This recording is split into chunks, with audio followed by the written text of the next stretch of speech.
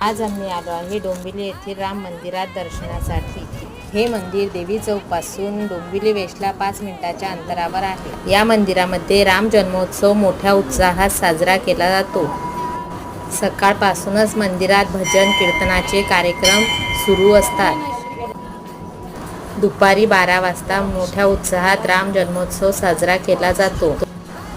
त्यानंतर संध्याकाळी 7 नंतर महाप्रसादाचे आयोजन केलेले असते। रात्री डबलवारी भजनाचा कार्यक्रम मोठ्या उत्साहात होत असतो।